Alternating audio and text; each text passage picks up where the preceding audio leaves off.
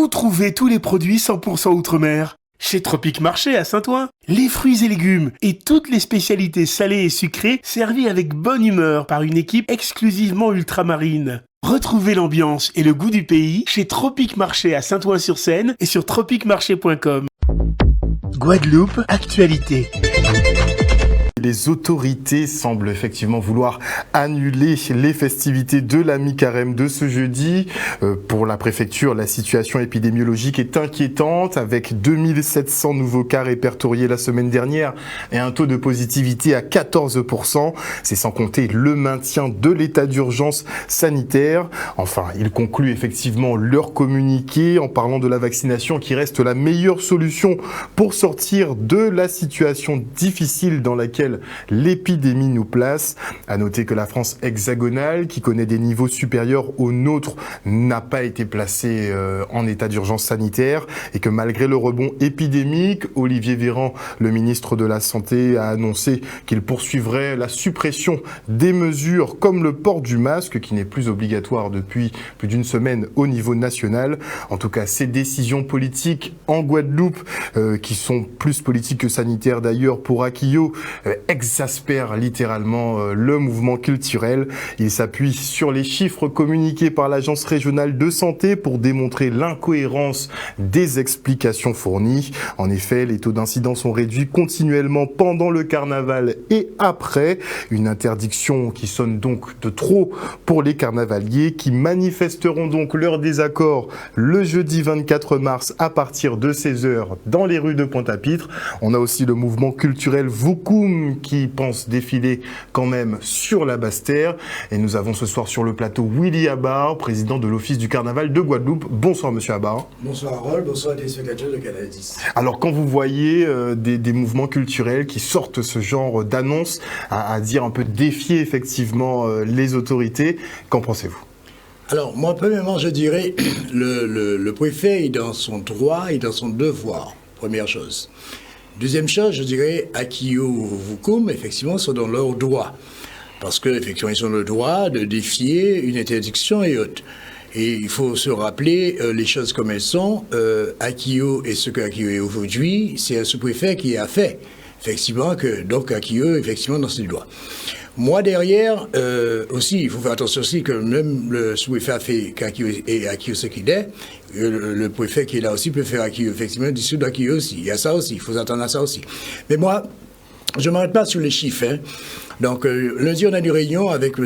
Tristan Riquelme, le directeur de cabinet du préfet. On a insisté, on a parlé. Moi, sous les chiffres, moi, je ne fais pas confiance sur les chiffres. Moi, ça c'est clair. Bon, même bien avant le carnaval, je l'avais dit. J'avais dit au carnaval de faire attention qu'après le carnaval, qu'il ne soit pas le bouc émissaire pour faire dire que ça a augmenté effectivement le taux de positivité. Donc, moi, aujourd'hui, ce qui m'interpelle, et pourquoi, effectivement, que je dirais, je vais un peu dans le sens de la préfecture, je le dis, hein, sincèrement, enfin, tous ceux qui étaient connectés hier ont plus ou moins, à part un ou deux qui ont un peu riposté, c'est un peu normal, c'est ce qui fait l'équipe d'une société, tout le monde ne peut pas être pour.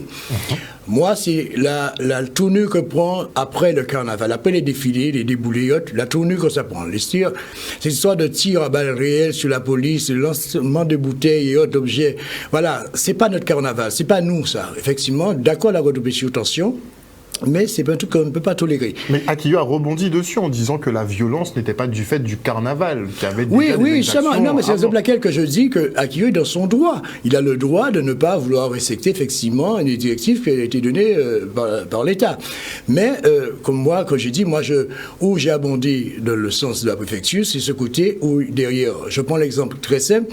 Imagine toi, Harold, tu entres chez toi, ou je sais pas, tu reçois, on dit en langage général, balle perdue, mais là, il n'est pas perdu. OK? Tu n'as rien à voir dedans. Ce n'est pas nous, ça. Ce n'est pas nous. Donc, quand on reste dans le cas du carnaval, oui. Effectivement, et je l'avais dit bien avant de faire attention, parce que je savais déjà qu'on allait mettre ça sur le dos des carnavaliers.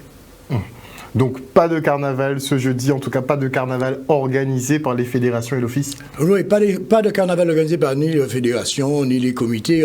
Parce qu'il faut savoir aussi que la responsabilité d'organisateur et la responsabilité d'un groupe c'est pas la même chose. Comme je dis, Akio a toujours pris ses responsabilités, et moi je les remercie pour ça, parce que quand on prend des décisions, il faut savoir assumer aussi derrière. On se rappelle, je revenais dessus, en 85, quand Hugo a dit non. Et ils ont défié, effectivement, et ce qui a donné Akio d'aujourd'hui. Donc ils sont dans cette mouvance, plus ou moins. Mais bon, faisons attention quand même, parce que moi, au niveau de, que ce soit l'OCG, les fédérations, les groupes moyens, ce qu'on ne souhaite pas, c'est qu'à la mi-carême, là, tout n'allait pas. Parce que bien avant la mi-carême, on a du mal à faire démarrer la mi-carême. Enfin, c'est très peu de groupes, voilà, ça part à 19h, voilà. Bon, cette année, il n'y a pas eu le carnaval qu'on souhaitait avoir. On a eu un carnaval, je dis, minima. Mais quand même, il ne faudrait pas que l'année minima, c'est où il se passe plus de choses, de mauvaises choses sur notre carnaval, pour l'image de notre carnaval à lui-même. Est-ce qu'il ne risque pas d'y avoir une scission entre les carnavaliers, encore une fois? Ah oui, mais c'est-à-dire que ça risque d'avoir une situation, mais avec le recul, après, on va laisser un petit peu de temps passer. Voilà, après. on va comprendre un peu, effectivement, la position. Je dis, c'est vrai que nous sommes habitués, nous avons notre carnaval, parce que quand on regarde ce qui se passe en métropole, voilà, notamment quand on regarde, je fais une parenthèse, quand on voit ce qui se passe en Corse et comment on a réagi en Guadeloupe, je comprends les gens, cette révolte, effectivement, qu'ils ont. Mais bon, vous savez, moi, de ma posture, plus ou moins, au niveau de l'office et les comités, les fédérations, effectivement, on ne peut effectivement qu'aller et abonder un peu de ce sens. Parce que je vais le répéter encore ce soir. Là, pour le jour, vraiment, que le monde du carnaval sera vraiment, je dirais, à 95% solidaire, ça fait que là, ok, là, je vais aller dans ce sens. Je vais déjà... Au moins, j'ai entendu dessus. Mais bon, là, comme je dis, c'est un groupe. La présidente prend sa responsabilité avec ses membres. Donc, moi, je peux lui demander de faire attention pour que ça puisse pas déborder, parce que les mauvaises choses restent toujours les traces, et on va toujours parler des choses, des mauvaises choses. On ne parlera jamais des bonnes choses. Merci beaucoup, en tout cas, William. De rien, je te remercie d'être venu sur ce plateau. Et après 3 mois de conflits internes, la Poste Nord Grande Terre met en place un service minimum. La distribution des courriers colis se fera dans la mesure du possible, un jour sur 2. Oui, vous avez bien entendu, dans la mesure du possible. Donc ça se fera à la salle polyvalente de Massieu-Anse-Bertrand, à la salle polyvalente de Gros-Cap à Petit Canal, au foyer rural du bourg de Port-Louis. L'accueil se fera entre 8h et 11h30. Enfin bon, il vous faut arriver assez tôt pour avoir un ticket. On parle déjà de files d'attente qui commencent à 2h du matin pour en récupérer. C'est pas très vivable en tout cas pour les administrés. Et les procurations sont acceptées et limitées à 3 personnes maximum. Et à l'occasion de la semaine de la presse qui se déroule, eh bien, les journalistes sont conviés à rencontrer les scolaires. Une occasion de leur expliquer les complexités et particularités du métier. Sabine Rome et Jeff Taylor se sont rendus à l'école Cora Mayeko de Bémao. Le reportage. C'est une action qu'on est amené à faire chaque année. Et cette année, c'est la 33e année de la semaine de la presse à l'école. Il y a une thématique, c'est s'informer pour comprendre le monde. Donc en fait, nous, on s'est arrêté avec une classe, de façon à faire venir 2 journalistes, de façon à ce qu'ils développent avec les enfants leur métier. Pour moi, c'est très important de revenir du coup au sein des établissements pour partager mon expérience et partager ma passion. Donc c'est pour ça que j'ai accepté cette invitation. Ça m'intéressait beaucoup parce que j'aimais savoir leur métier et je les trouve, ils sont gentils. Ils veulent savoir ce qu'on pense de leur métier. J'ai posé ces questions pour vraiment savoir c'est quoi le but de leur métier. Ils étaient un petit peu timides. Nous leur avons expliqué les différents métiers qui existent dans les médias. Et maintenant, ils posent des questions et ils commencent aussi à dire qu'ils aimeraient bien travailler dans les médias. D'ailleurs, certains aimeraient être cadreurs parce que ça leur plaît d'avoir la caméra et d'aller filmer ce qui se passe. Donc là, visiblement, c'est un métier qu'ils connaissaient très mal. Ils connaissaient surtout le journaliste présentateur télévisé qu'ils voient lorsqu'ils regardent les informations à la télé. Et là, nous leur avons expliqué qu'il y a toute une panoplie de métiers qui existent derrière. Donc la régie, la technique, le cadreur, le caméraman, qu'il y a des journalistes, des éditorialistes, des reporters qui vont sur le terrain dans différents pays et ça a l'air de pas mal les intéresser. Personnellement, je voudrais pas être journaliste, mais quand même, c'est bien d'être venu pour nous expliquer c'est quoi le journalisme, c'est quoi leur métier et j'ai posé des questions et voilà. Je savais pas comment ça se passait, les journalistes, s'il fallait faire des choses, s'il fallait pas faire des choses. Donc oui. Les enfants ont bien répondu, dans la mesure où ils ont eu de très bons échanges avec les journalistes. Et suite à ça, l'action en elle-même a été pérenne. Donc les échanges ont été fructueux. Et je vous remercie d'ailleurs pour toutes les sollicitations pour les interventions auprès des enfants. Mais pour ma part, je vous le dis, vous n'êtes pas encore prêts. Hein. Donc on fera ça une autre année. L'Observatoire volcanologique, lui, fait le bilan de l'année 2021 et il fait état d'une activité volcanique intense que l'on peut constater avec les nombreuses fumerolles qui émanent du volcan. Ça a fait beaucoup de personnes s'interroger sur une éventuelle catastrophe à venir. Et à noter que l'Observatoire doit bénéficier d'un petit check-up qui devrait être financé par le département. Le reportage.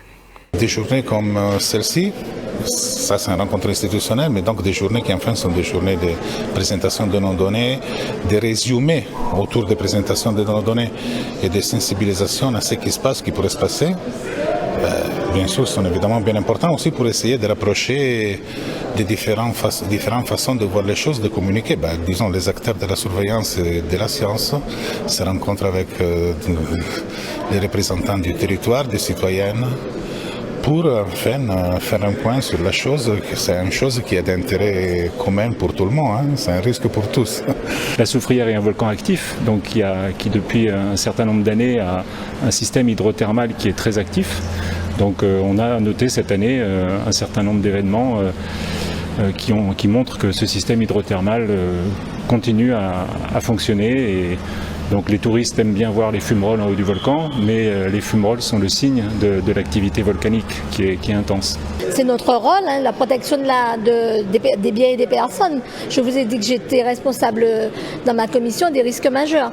Donc nous mettons à disposition ce bâtiment qui se trouve sur le Ouelmont, avec évidemment une subvention de fonctionnement de 39 000 €.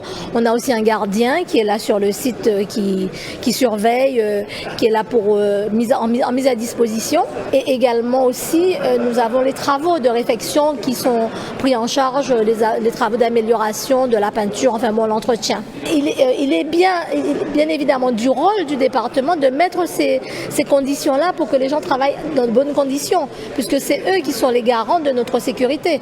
Donc là, ils travaillent pour nous, pour la Guadeloupe, pour les Guadeloupéens. Et vous savez bien qu'en ce moment, la Soufrière est en surveillance. Donc comme nous l'a dit M. Moretti pendant sa présentation, on est en vigilance renforcée, vigilance jaune renforcée. Donc le volcan bouge, il est actif, donc nous sommes véillatifs.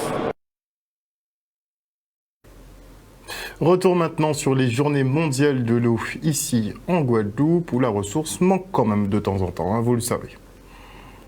C'est l'occasion qui nous est donnée de sensibiliser le grand public sur la nécessité de préserver les milieux aquatiques. On se rend compte le plus souvent que les pressions exercées par l'activité humaine ont un impact sur les milieux aquatiques et donc c'est ensemble qu'on peut arriver à corriger ces dérives.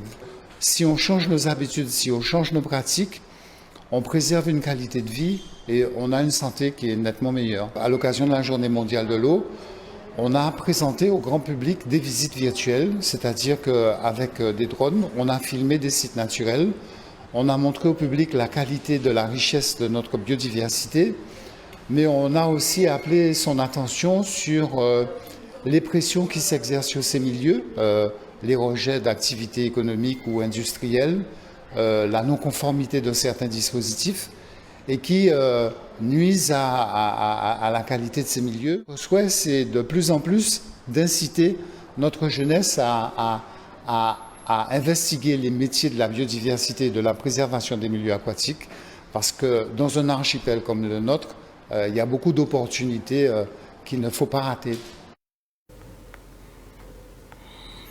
On part maintenant pour la présentation du projet Caribix, qui vise à développer l'infrastructure Internet du territoire avec la mise en place de points d'échange IXP. L'objectif, ordonner, contrôler et sécuriser le trafic data pour réduire les disparités d'accès, on va dire un peu stabiliser les connexions pour tout le monde, hein. Le reportage. En effet, cet espace Caraïbe est une zone complexe car composée de pays, de territoires, de taille et de niveau de développement assez éloignés. Qui plus est, il se singularise par une diversité culturelle et linguistique qui constitue indéniablement une richesse, mais qui peut aussi se révéler être un frein à la coopération. Ce projet va permettre de pouvoir interconnecter les pays de la Caraïbe, éviter aujourd'hui qu'on puisse être obligé de passer sur le circuit international pour pouvoir faire des échanges numériques. Ça nous permettra trois choses. La première, c'est de pouvoir faciliter ces échanges, réduire les coûts d'exploitation, mais aussi permettre une meilleure qualité du haut débit et augmenter, je dirais, ces flux. Cela permettra à des Guadeloupéens de profiter, parce que le temps de latence va être réduit par rapport à un circuit qui était beaucoup plus long pour les échanges Internet. Ça fera qu'aujourd'hui, eh bien, nous aurons à pouvoir bénéficier dans des zones qui n'avaient pas accès à Internet, ces zones blanches, de pouvoir avoir accès. Nous avons plus de 66 000 points de connexion que nous allons mettre en place d'ici peu. Donc c'est pour nous un projet qui est là, qui arrive après nommer. Donc je pense que la Guadeloupe va pouvoir bénéficier de cet outil. Tous les moyens de communication permettent de pouvoir améliorer nos relations avec l'autre. Et ça c'est important. Et si le président Richarlison a voulu s'inscrire dans l'OECO, c'est parce qu'il considère que nous avons aussi un rôle à jouer au niveau de l'OECO. Et avec ce produit-là, nous aurons à faire appel aux experts caribéens, aux experts qui travaillent déjà sur ce domaine-là. Mais nous avons à inventer d'autres relations avec la Caraïbe, nous avons à faire des choses ensemble et nous croyons dans, je dirais, cette relation de la Caraïbe. Maintenant, c'est à nous de pouvoir accélérer les choses, les faire avancer et aussi aller dans d'autres domaines, pas forcément celui du numérique, mais le faire avec, je dirais, une intelligence et une approche que nous avons à faire. Nous sommes des Caribéens avant tout et nous devons faire en sorte que la Caraïbe nous rapporte, mais que nous puissions apporter à la Caraïbe. C'est un échange gagnant-gagnant. Aujourd'hui, on laisse le numérique, demain, on le sera sur autre chose.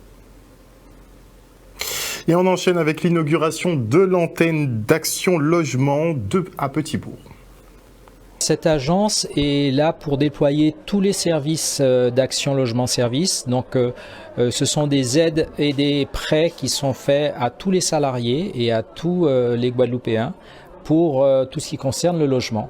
Donc il y a toute une palette de prêts et de services, d'aide à la mobilité, de possibilités d'avoir des contrats Visal qui permettent d'avoir des garanties auprès des bailleurs, mais également des possibilités de procéder à la rénovation ou même des prêts à l'accession.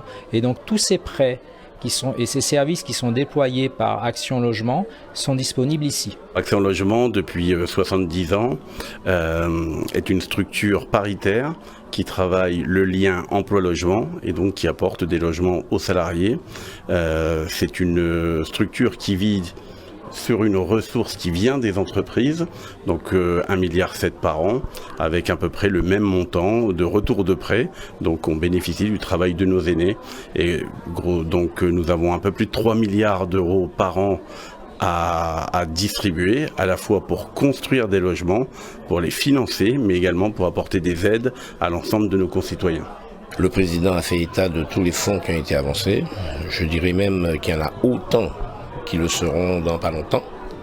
Et puis, surtout dans la situation actuelle de la Guadeloupe en termes de logement, situation très difficile.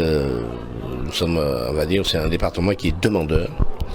Nous avons visité ce matin un certain nombre d'endroits où la démolition a déjà été faite, financée par Action Logement, le désavantage également et la construction, la reconstruction également. Nous avons aussi des projets pour la reconversion et d'autres projets qui, au fur et à mesure, qui seront présentés par les différents demandeurs, feront l'objet de décisions positives ou négatif. On ancre un peu plus notre présence. Cette volonté, elle n'est pas d'hier, puisque nous étions présents. J'étais présent en février 2020. juste avant l'épidémie Covid, pour lancer un appel à manifestation d'intérêt en Guadeloupe. Nous avions une étude sur laquelle on pouvait s'appuyer et l'ensemble des besoins qui ont été à l'époque ressentis sont aujourd'hui financés et engagés. Donc avoir une agence qui réunit à la fois l'activité d'Action Logement Service, mais également de notre structure de guichet unique en fait, Atrium, qui nous permet de recevoir l'ensemble des demandes du territoire est en effet le résultat de tout ce travail. Ludivine Gustave a présenté aujourd'hui sa méthode 5-4-3-2-1 pour relancer une activité économique. Elle propose aux chefs d'entreprise de trouver l'un des 5 piliers qu'elle a mis au point et qui leur correspond. Regardez. Aujourd'hui, nous sommes au séminaire Business, plan d'urgence, plan de relance. Comment rebondir, comment capter les opportunités, quelle approche adopter. C'est un séminaire pour entrepreneurs et dirigeants. Ce séminaire s'adresse à n'importe quelle entreprise qui veut rebondir, en tout cas qui est en réflexion stratégique sur quelle opportunité prendre, comment développer mon nouveau produit ou encore comment réussir en management d'équipe. Ici, on va vraiment parler de la méthode 5-4-3-2-1 et justement des piliers qui font que cette méthode fonctionne pour n'importe quel type d'entreprise, pour qu'eux puissent ensuite récupérer le pilier 5, 4, 3 ou 2, en tout cas, ou 1, celui qui leur correspond, celui sur lequel ils ont des challenges et réussissent à l'implémenter au sein de leur structure. Pour ce que j'en ai déjà vu, parce qu'on est en plein cours de séminaire encore, il y a encore beaucoup de choses à apprendre. J'attends d'y voir un petit peu plus clair. Comme beaucoup d'entrepreneurs, avec la Covid, on a été un petit peu bousculés dans nos opérations, dans nos projets. Et donc, la question, c'est comment rebondir, comment se refaire une santé financière, comment se refaire une clientèle, comment s'adapter aussi, parce que les temps ont changé. La Covid a changé beaucoup de choses, les confinements, puis la situation sanitaire aussi. Donc comment se réinventer en période de crise? C'est la grande question pour beaucoup d'entre nous qui assistons à ce séminaire. À côté de ça, on parlera également de business model, de stratégie, tout ce qui permet à une boîte de fonctionner. Parce qu'une boîte ne vit qu'au travers des projets successifs qu'elle met en place. Alors il y a un suivi bien sûr pour ceux qui veulent aller plus loin. En une journée, on ne peut pas apporter toutes les réponses. Par contre, on stimule suffisamment pour qu'ils ressortent de là confiants, mais également avec une vraie volonté d'avancer avec discipline. Parce que ce qu'on remarque, c'est qu'on a tous de bonnes idées, mais ce qui va faire la différence, c'est cette discipline, cette détermination, cet ancrage dans ce que l'on est en train de développer. Et là, pour ça, il faut une méthode, il faut un réseau, il faut aussi être bien entouré. C'est ce qu'on leur propose également après, avec la communauté Madizi. Les scolaires de Sainte-Anne sont partis à la découverte de l'expo à ciel ouvert dédiée aux personnalités de la ville. Le reste en images. Les enfants vont très peu se promener avec leurs parents et grâce aux photographes, ils vont découvrir un petit peu les différents métiers, les personnalités qui peuplent Sainte-Anne. Et je pense que c'était important de pouvoir les emmener et d'en discuter avec eux. Le but de cette exposition, c'était de transmettre, de partager, de permettre à tout un chacun, que ce soit les adultes et les enfants notamment, de découvrir le patrimoine de Sainte-Anne. C'était un des objectifs, mettre l'art dans la rue à la portée de tout le monde et puis travailler avec les enfants parce que c'est maintenant qu'ils ont plein de choses à apprendre et de faire passer justement ce message de l'art pour tout le monde et pas essentiellement pour les gens avertis. Les personnes que l'on voit dans tout Sainte-Anne, ce sont les gens qu'on a rencontrés. Dans la rue, en se promenant, on rencontrait quelqu'un qui nous disait allez voir un tel, il fait ceci. Donc en fait, ce sont des inconnus pour la plupart et que l'on a vraiment rencontrés au gré de nos balades sur Sainte-Anne. J'ai vu des photos, j'ai vu des boulangers, un monsieur qui fait du vélo, qui a fait le tour du monde, le tour de la Guadeloupe, désolé. Autant on a été rencontrer des pêcheurs qu'un fabricant une dame qui fabrique des balais. On a vu un monsieur qui fait des cassaves depuis très longtemps et des commerçants de Sainte-Anne, des gens qu'on croise tous les jours dans la rue et on a voulu les mettre en lumière pour faire briller leur commune avec eux. Les jeunes usagers du service d'accompagnement comportemental spécialisé ont été récompensés lors d'un concours handi-danse. Ils ont pu travailler la motricité, leur coordination tout en s'amusant. Regardez. J'ai cet honneur aujourd'hui, en tout cas, de pouvoir remettre les médailles, la récompense en fait de travail acharné pendant une année, voire en tout cas un nombre de mois certains, et de récompenser cette joie qui a été transmise en fait à travers une chorégraphie. Ravie de cette médaille d'argent parce que ça permet quand même de féliciter les enfants, de les valoriser par rapport à la chorégraphie en danse qu'ils ont pu faire et puis aussi pour le travail de l'équipe derrière. Ces séances se sont passées sous la houlette de Madame Sylvie Lambourdière qui a été formée aussi pour du coup accompagner les enfants. Donc à raison de 2 à 3 fois par semaine. Ça a changé, ça a cassé un petit peu la routine du quotidien, mais ça permet aussi, en fait, on met à profit ces temps de danse pour pouvoir effectivement travailler leurs projets. Ils ont chacun un projet individualisé. Donc certains, on aura plus travaillé la motricité, pour d'autres, ce sera plus la coordination, pour d'autres, le fait de rester en groupe. Chaque enfant avait des objectifs bien précis pour cette chorégraphie. Très, très heureuse parce que nos enfants, ils sont épanouis au SAC Sabimaro. Et ça fait 3 ans, je suis Madame Eugène, maman de Janela, qui aura bientôt 18 ans. Et depuis 2018, novembre 2018, qu'elle est au Sax, en danse, les enfants, ils ont besoin de pouvoir se mouvoir comme les autres enfants, avec leurs différences. On a des surprises incroyables d'enfants qui, par exemple, au départ, ne participaient pas totalement. On avait l'impression qu'ils n'allaient pas prendre part à la chorégraphie et qui, à la fin, deviennent les danseurs phares. Donc voilà, vraiment des évolutions au niveau des échanges entre les danseurs et les accompagnateurs, mais aussi entre les danseurs et surtout cette reconnaissance des danseurs par rapport au public. Cet échange-là, cette valorisation-là, elle est hyper importante et elle favorise forcément l'évolution des danseurs ensuite. Il faut valoriser chacun au niveau de son travail, particulièrement les usagers pour le travail fourni, mais également toute l'équipe pluridisciplinaire qui accompagne ces enfants depuis tantôt. Je dis toutes les activités qu'ils font au SACS, les MP, ce professionnel, et pour accompagner nos enfants dans l'autonomie, dans les apprentissages et la socialisation, ce que nous parents, on ne peut pas apporter à nos enfants. On ne peut pas être aide médico-psychologique au SACS sans que ce soit une passion et une vocation. Il faut de la patience, il faut prendre son temps, il faut refaire. Et même à la maison, elle me fait danser, elle me fait tourner. C'est la médaille des parents aussi. Bon, bien sûr, c'est la médaille des parents, on est très satisfaite. Un reportage signé Stanley Manicor.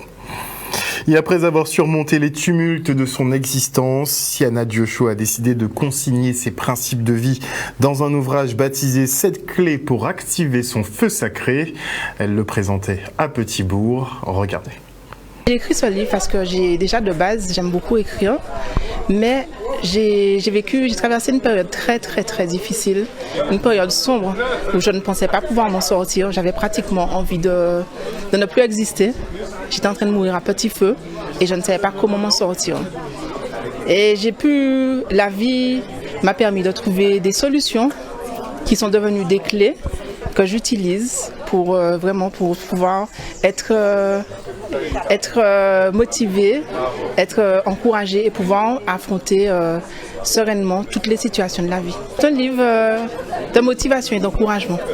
C'est un livre qui se destine à une personne qui aimerait avoir plus d'encouragement, plus de motivation, qui aimerait activer en lui une source de feu sacré, une source intarissable d'abondance, d'amour, de toutes sortes de bonnes choses, pour qu'il soit toujours en pleine forme, pour qu'il ait le feu sacré et pour qu'il soit encouragé en toutes circonstances. Cet après-midi, nous avons passé un moment agréable en présence de Madame Diosho qui a fait la promotion de son livre. Je peux vous assurer que ce livre, c'est vraiment une leçon de vie. Et je crois que nous nous sommes organisés pour pouvoir nous imprégner de ce livre, pour mieux communiquer et pour moi pour mieux rêver, parce que la lecture est très enrichissante, combat les idées fausses et vous permet de rêver et de voyager sur place. C'est vraiment l'évasion par la lecture. Sache que pour ouvrir des portes, il faut des clés. Et dans ce livre, il est possible que tu trouves une clé qui va te permettre d'ouvrir des portes que tu pensais qui étaient fermées. Vu la conjoncture actuelle, on a quand même fait attention et puis ça nous a permis de passer un bon moment en respectant les mesures barrières. C'était une très belle découverte pour moi parce que tout ce qu'elle a dit, c'est ce que je ressens. Parce que personnellement, j'ai perdu mon père il y a plus d'1 an. Et elle, c'est vraiment quelqu'un qui est à la recherche de la connaissance de l'être humain.